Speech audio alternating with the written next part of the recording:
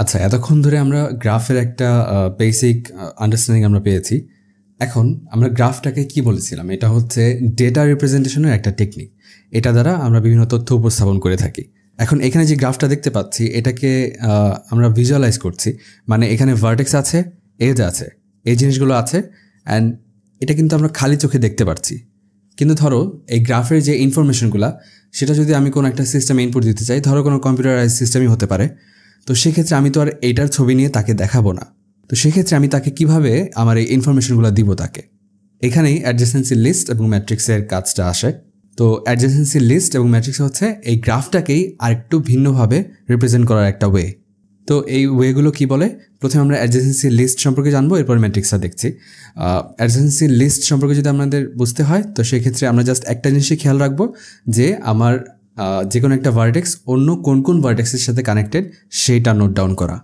এখানে এ ভার্টেক্সটা আছে, এটার সাথে আমরা দেখতে পাচ্ছি যে B connected, C connected and E connected, যার কারণে আমরা এই ছকে এর পাশে বি, সি অ্যান্ড ই এর কথা লিখব।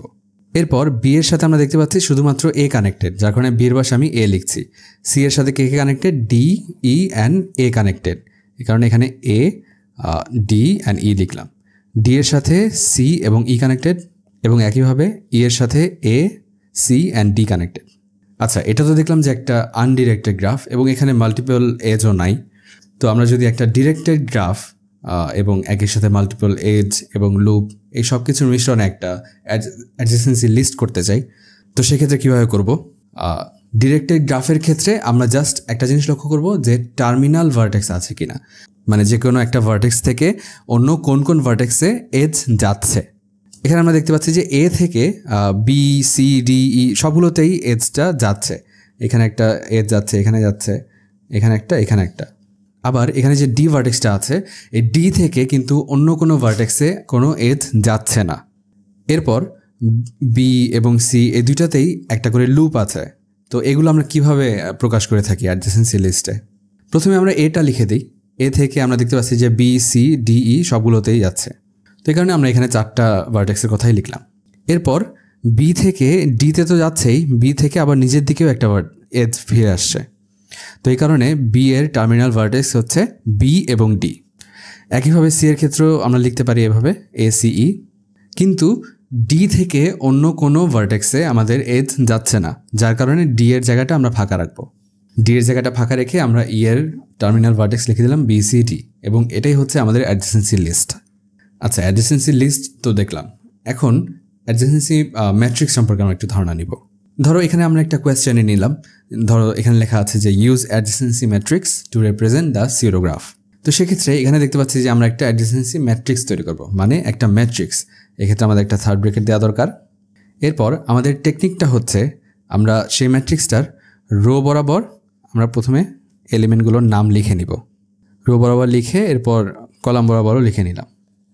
আমাদের যে এই পজিশনটা আছে সেটা কি? সেটা হচ্ছে এ এবং আরেক এ, এই দুইটা ইন্টারসেক্টিং পয়েন্ট। আচ্ছা, এটা বলার আগে ধরো যে এই পজিশনটা নিচেরটা, সেটা হচ্ছে আমাদের এই এ এবং বি এর ইন্টারসেক্টিং পয়েন্ট, মানে এ এবং বি এর মাঝখানে কোনো এজ আছে কিনা সেটা আমরা এখানে এই পজিশনে লিখব। তো এখানে আমরা দেখতে পাচ্ছি যে এ এবং বি এর মাঝখানে 3টা ভার্টেক্স আছে, 3টা এজ আছে। তো এই কারণে আমরা এখানে লিখে দিব 3।